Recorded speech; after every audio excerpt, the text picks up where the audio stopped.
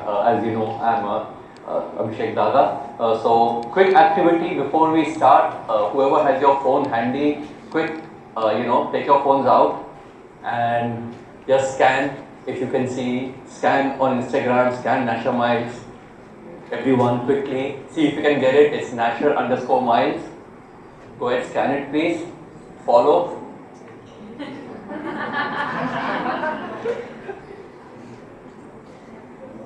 Thank you. What did I just do? This is lesson number 1. Never miss out an opportunity for a sale. Always be selling. I mean, this is what we're here about. And yeah, do not feel shy. At the most, what's going to happen? You're going to get a no. No is a given. So until you try, it's not going to happen. So moving on. So as you all know, some of you may know, some of you may have, we came on Shark Tank season 3, which was last year. And me, my co-founders, that's my brother and his wife, we were all there, and we landed up with an all 5 shark deal. Amazing, right? You all would say great. Actually, to be very honest, that is just the beginning. Just getting a deal is, yes, it's great, but it's also a lot of responsibility, and you have to live up to the expectations of your investors, of the people who put their faith in you. We shouldn't shy away from it, but yes, we should be cognizant this is just the beginning. So here I am, Abhishek. I'm the co-founder and chairman of Nasha Miles, leading luggage brand. I'm going to go back now, take you through a brief period how I started out. When I started out, honestly, I consider myself an accidental entrepreneur. I wasn't, coming from business family, everything stereotype was right there. I'm supposed to do business, but no. What happened? Way back. This is like way back in the late 80s, early 90s. Being an above average student, you didn't have so many options at those days. You get certain marks, above average student. Oh yeah, you have to get into science. Science led me to engineering. After engineering, everyone was going to the US. So we said, "Chalo, let's do masters in the US and then get a job." That's it. The goal was to get a nice job. In the US, in the Bay Area somewhere, and it happened. We just went with the flow. But then, not every time things work out the way we do.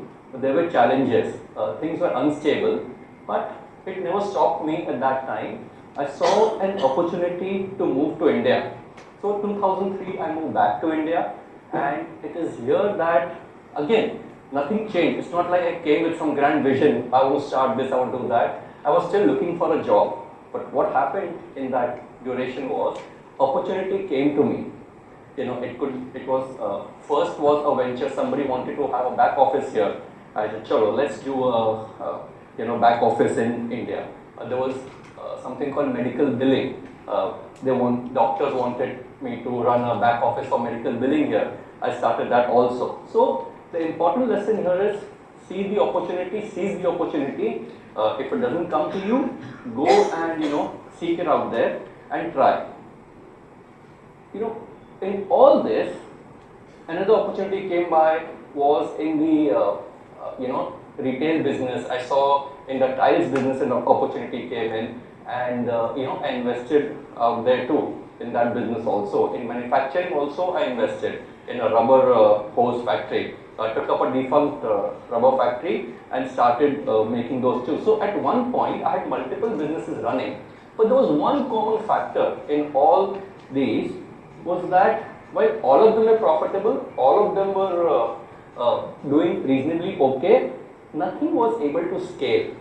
I think that was my challenge, and I was thinking, okay, I have multiple things going on. How do I scale? Now, I could have waited for something to just come, this grand vision. I didn't do that. I just kept trying things. And because I kept trying one, A, B, C, D, finally in 2014 is when the idea or the precursor to Nasha Miles was born. And when we started out, this is when my brother came to me and he said, "Hey, there's a great opportunity.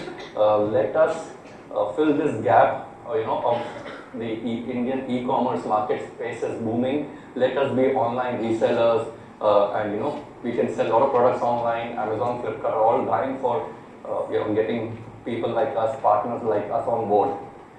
So we just started. Again, let's start. Let's see what happens. We didn't wait. Again, no grand vision, no plan, just started out. Now this is where it gets interesting. We started scaling and scaling very well.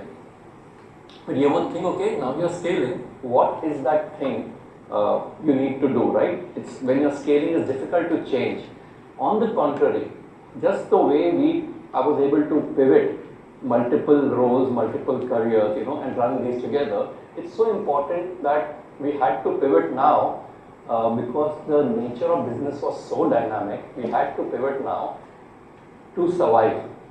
Within 2 years after scaling our e-commerce business, new players came into the market. I don't know if you have heard of Cloudtail, Papario. They came into the picture. We said, okay, what do we do now? The big players are in. Yeah, so at that point, we said this is when we identified and saw an opportunity for luggage. Indian travel sector was booming, e-commerce was booming. There were only a few legacy players in the country selling those dull, safe, black, blue colors. We said, and there was a lot of unbranded players in the luggage market. That's when the idea of Nationwise was born, to make luggage your fashion. Make luggage a fashion item and not just an accessory, not just a functional item. And we played, our ethos was a lot of colors, a lot of style, design into the luggage sector, and it just took off. And we were scaling once again. Everyone here, people started talking about us, people knew us in the luggage sector. Our ethos was styles, colors, variety, which at that time, today you will see a lot of other brands too, at that time it was not there. Great going, 2020 COVID hit, okay, that's it, right? COVID is hit, luggage is so closely associated with travel, and we had to really rethink, how do we take it, what do we do, what do we take it from there? So now the other learnings was that being a bootstrap company, when I say bootstrap, self-funded, no investors on board at that time, it was a good thing that we were playing the slow, sustainable, old-fashioned, conservative game. Had we invested a lot more, it would have been very difficult to survive. But that wasn't enough. What was the next pivot? The central theme here is going to be able to pivot and see opportunities. We took our ethos of color, style, variety and started doing face masks. And believe me, it is face masks which helped us survive for those COVID years. And that is so important that, yes, you have to at times pivot and go, just do whatever is required to survive, and it worked out well for us. Yeah, then we moved on. Other learnings were that we saw a lot of problems in the supply chain. At that time, we were only importing our luggage from China. We said, okay, that's not going to work. A lot of problems. The China supply chain issues extended way beyond COVID. In that meantime, we started developing our Indian supply chain, and happy to say that now more than 60-65% of our goods are from India, and in the next 2 or 3 quarters, by the end of this year, financial year, we'll probably be 90% made in India, and that's our goal. Again, just to be very clear, yes, it's business, it's great to make in India, but it is purely driven by business. Yes, in that, if patriotism comes into play, well and good, but the idea of business is very single, unapologetically profit.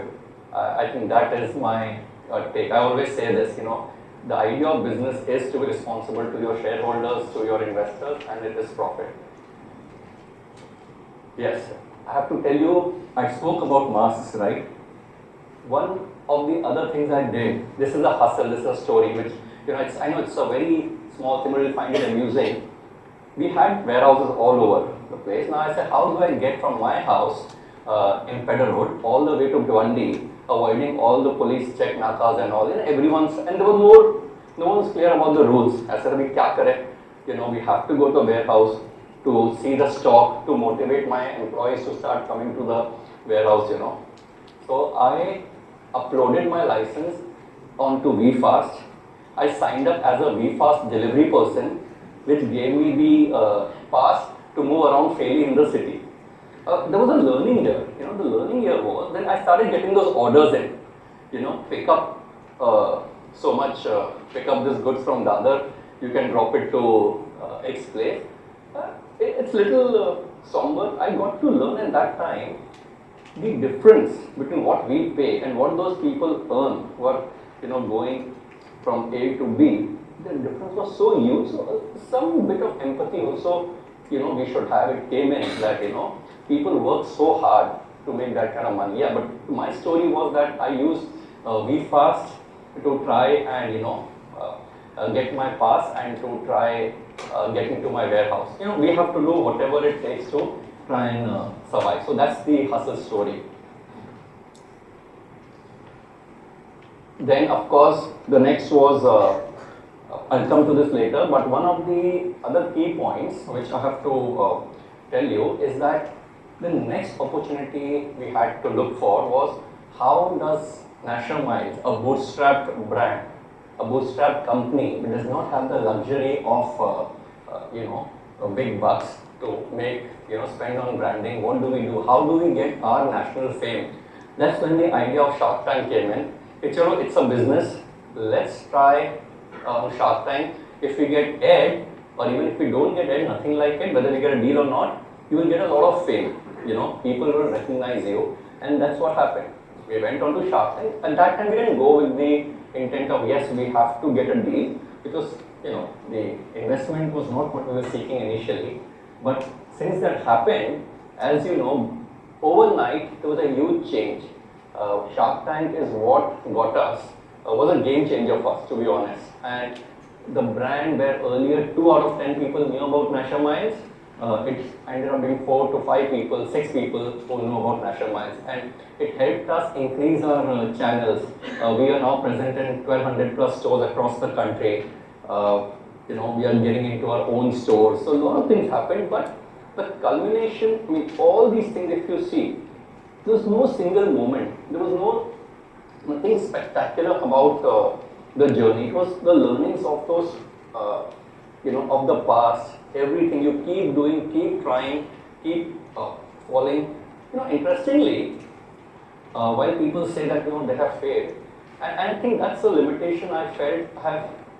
I've always, since we played it safe, since we come from a certain privileged background, we really did not fall. In fact, I would do injustice to the people who have really had to struggle to say, oh, we had to struggle. No, we didn't. We have always had a roof over our heads, as most of us will, the kids will have. So, but I'm not saying this should happen to everyone, but sometimes being pushed against the wall is so important for the best in you to come out. And I think one should always see what you would do in the face of adversity and how get the best out of all of you. Some learnings which I've had, which I felt would have done me good. Yes, I do have a business acumen, a lot of gut instinct, etc. But that works at a smaller scale.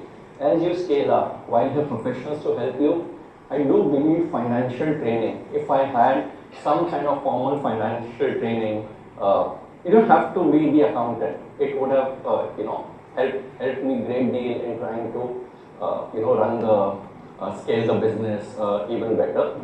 That is something important. You have to also keep pushing your boundaries. Don't be in your comfort zone. I do believe for a long time I was in my comfort zone, which is fine. I'm not complaining. But the learning was that if I kept pushing my boundaries, it would have just worked out better for me. So many people here, different age groups. I think another key thing, again, this is something I didn't do, but I made my daughter do when she turned 18, was made her do field sales. It is so important that all of you, when you turn 18, because that's when you're allowed to work, you have to do field sales, all the kids, and do field sales not just in a store, in an AC room. Join some FMCG company, whether it's a Godrej, Parle, etc. Go door to door, see how those people work. Going shop to shop, trying to sell that 5 rupee biscuit or something, just toothpaste, something, you will see what people go through. You will learn, most importantly, what uh, the new generation need to learn is need to learn rejection, need to learn to hear a no. I think if you start doing that, and that will teach you on, when you're out in the field or you're going, in the sun, you're going to be hearing no's. You keep hearing no's till you learn not to hear a no. And that's when, certain skill sets will develop. And I think that is very important. It will teach you grit, resilience, it will teach you empathy. So it's very important, and do after 18, those 2 or 3 weeks that you have, not much, 3 weeks, just go out in the field as an intern and you'll learn so much. I mean, that is my take. Second, start learning something again. I think I have not mastered. If you want to do some business or even keep track of your own accounts, be a master at Excel.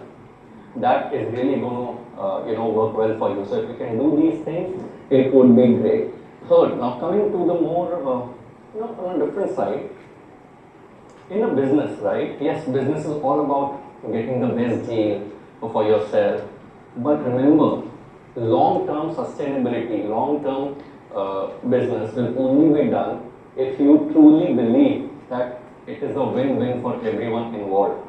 Yeah, once or twice you may be able to, get the better of the other person because of the other person's circumstances.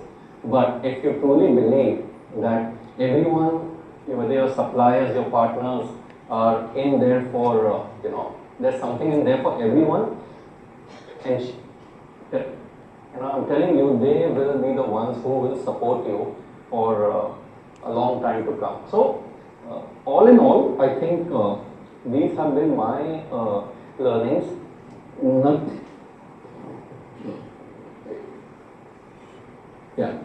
Nothing I would say in the category of spectacular, which is fine. You do not have to have a grand vision. It does not have to be something spectacular. You just have to keep trying. And in the end, iteratively, it all adds up. And in the end, it does become something. Today, Nashamize is a brand. People know about it. Yes, there are some numbers, valuations. I'm not going to go into that because that's not important. What's important is, do you feel you have achieved something? Today, I can say definitely we have achieved a lot. Coming from where we were, how we started, there were challenges, there were setbacks, and each time we tried dealing with those in different ways, and this is where we are today. So, in conclusion, of course, be bold, seize the opportunity, pivot when you can or when you have to. Don't be emotionally tied to something. If a product doesn't work, change. If a color doesn't work, change. If a survey doesn't work, learn, move on, pivot, because it's not always about you. Sometimes things around you, technology changes, markets change. So more than happy, you should just know when to move on. Keep looking, be curious, keep looking. There will be something or the other which will come to you, and your learnings of the past will, never disappoint. You will always learn something out of it. Of course, at the end, I think it's very important that we have to be grateful because we do come. Some of us here, we may think that, we have gone through so much struggle. Let me be very honest. What real struggle is, I don't think most of us in this room have seen. So I think we have to be grateful for the privileges we have had and make the best of it, and also see if it can help others around us. Some quick for the young folks. I think another skill which has been lost out and it should be revived is it's lost for me also. I used to be an avid reader. No longer that. I think we have to all get back to reading some of the, and there are some amazing books out there. I guess I see an age group of 13 plus. Maybe it's not too late, but I think a couple of names which come to my mind, which one should read for sure, are maybe not now, in the next couple of years. One is Animal Farm by George Orwell, and the other one, little dark, but 1984, again by George Orwell. Then there's Fountainhead by Ayn Rand. You should pick up these books It will take some time to read if you're not in the reading habit, but these are some amazing books. It will teach you a lot on life. And last, before I leave, uh, another book which we should read, and it's nothing to do with business. It's more personal. A book which has really impacted me way back in the 90s. There is a book which every one of you should read. It's a book that was actually, somebody said in the previous talk, like what is his key moment. I think one of my key moments was nothing to do with the business, etc. I think this book really was something. I couldn't complete this book till date. I could not complete this book. It's a book called, the title is Everybody Loves a Good Drought by P. Sainath. I think if you read that, it and the sad part is, I don't want to leave on a sad note, but a thoughtful note that nothing has changed of the stories of the 80s and 90s to now. But one should also read that. Again, it has more to do with, it will teach us a lot of empathy and it will teach us to be grateful for the situation we are in. So, thank you. I think, I hope I have been able to